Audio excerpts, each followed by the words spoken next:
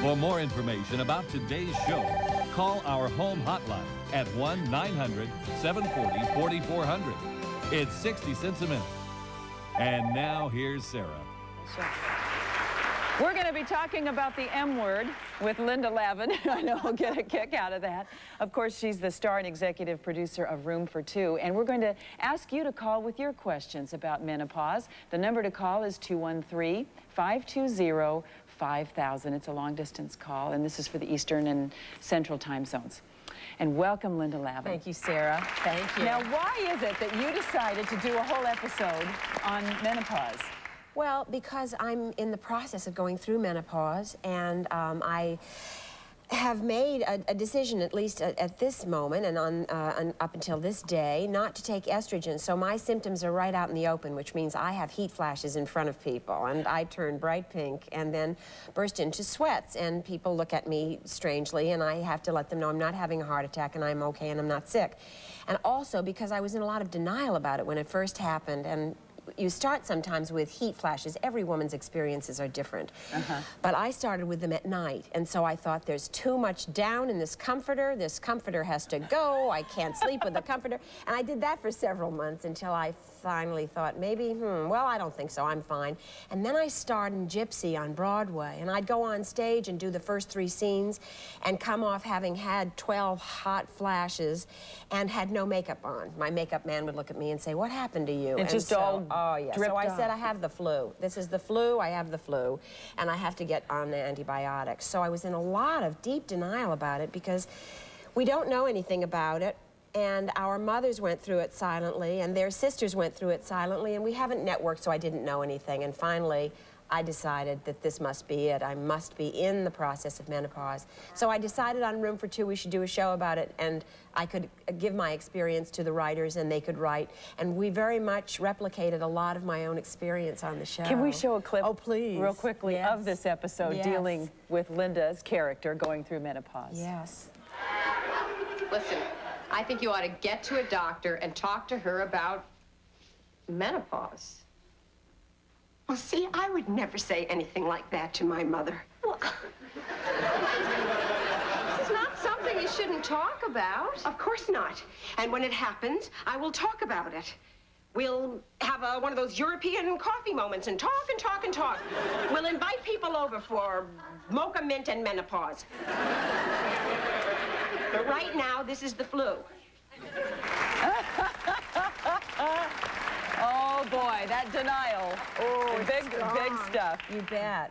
Well, joining us now is Dr. Cynthia Stunkel, and we're going to be taking your questions about menopause by telephone. Welcome, Dr. Stunkel. Let's go to our first phone call. We have Anna from Milton, Florida on the phone. Anna, what's your question? Yes, I'm 25 years old, and last year I had a complete hysterectomy, and my sex life has really changed a lot. My moods have changed tremendously, and I have a lot of hot flashes. Will this ever change? Will I ever get back to normal? Dr. Stunkel. Yeah. Anna, when you had your hysterectomy, do you know, did they also remove your ovaries at that time? Took everything. Took everything. That's a real important question, and many women aren't even certain whether or not their ovaries have been removed. And why did you have the hysterectomy? At the time, my doctor said I was having just a lot of female complications, and I wasn't quite sure, and not being that experienced in all of it, I thought that would be the best thing for me to do at the time, but now I'm beginning to think that it wasn't. Well, Anna, you bring up a couple important points. One thing is that when young women go through a surgical hysterectomy, it seems that their estrogen levels plummet. They drop very quickly, and their symptoms can be very severe and come on very suddenly. Based on why you had your hysterectomy would help govern your doctor's judgment about whether or not hormone replacement therapy should be suggested for you or not. I think that would help some of those symptoms, at least temporarily, while your body's going through the adjustment that you're having. Would it help her to get a couple of opinions? Oh, I certainly think that a second opinion is always merited if there are any questions, or if what you're doing it just doesn't make you feel better, then get more information, definitely. Yeah. Go see someone else. All right. Let's take a call now from Lisa in Greenville, North Carolina. Hi, Lisa. Hi. I'm glad that y'all are doing this. I am not sure if my mom is going through menopause, but something is definitely going on. We've always been very close, And now I cannot do anything to make her happy. Everything I say upsets her. And I'm just wondering how I react to this. I haven't come right out and said, you know, are you going through menopause? Because I feel like that she would take offense to that. How old is your mom? 58. 58. And she's not mentioned it? She's not expressing that she thinks it may be? So it's not something she's able to talk to you about? No. Well, so you're concerned about what to do? Yeah, I mean, like Are you close to your mother? Are you otherwise close to her? Oh, yeah. I tell you, there are times when I'm in the middle of a flash and one could come on right now and you'd be able to see it in living color. Because I don't take estrogen and I've made a choice not to, and I'm working with an herbalist and taking Chinese herbs. So the symptoms come, and they come when I'm working, Lisa, and they come when I'm sitting here or in a meeting or at dinner or, you know, in a social environment. And they're embarrassing, and your mother and my mother and women of the generation before us are ashamed of what's happening to us because we were told that there was something wrong with us. And maybe a show like this, if your mother is watching, or any way you can let her know that you're just there for her and stay out of her way, or just let her know you care and not perhaps, you know, dig deeply into anything that's happening, but just let her know you're there for her would be very comforting to her. She might open up and talk. The more we talk about it, the more we reach out, the more we build a network and we build that strength that says, oh, we can talk about this stuff. And once you talk about stuff, it's not shameful anymore, but it's embarrassing. Women have been told there's something wrong with us. And there's nothing wrong. It's not a disease. It's a perfectly natural passage of life. Exactly. As and Gail it's something, Sheehy would say. Exactly.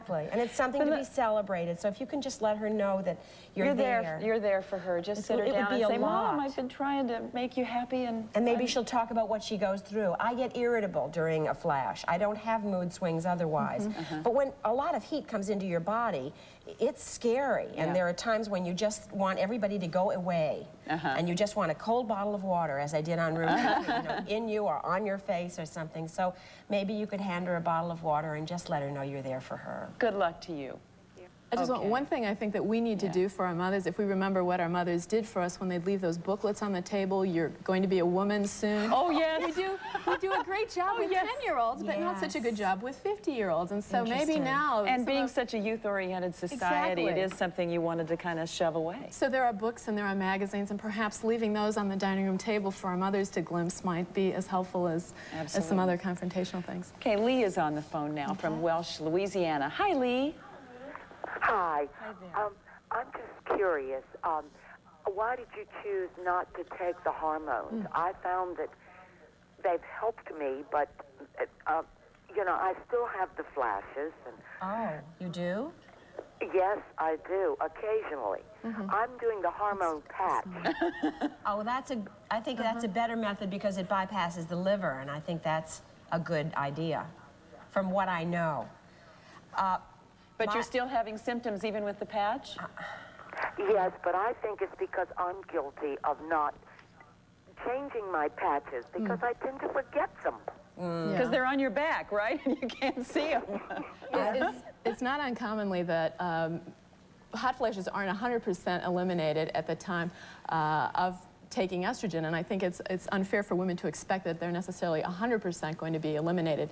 However, especially since you notice that you're not always taking them, that might be another reason that you're still experiencing some things. But Lynn, I think you should mention the question of why did you choose not to take estrogen? I chose not to because of the risks, and there's been so little research done in this country on women that we don't know yet, and until they do a major study, and that'll take many years, I'm not willing to make the choice that will risk my body. Thank you so much, Linda, and thank you, Dr. Stunkel. Good luck to you, too. We'll be right back.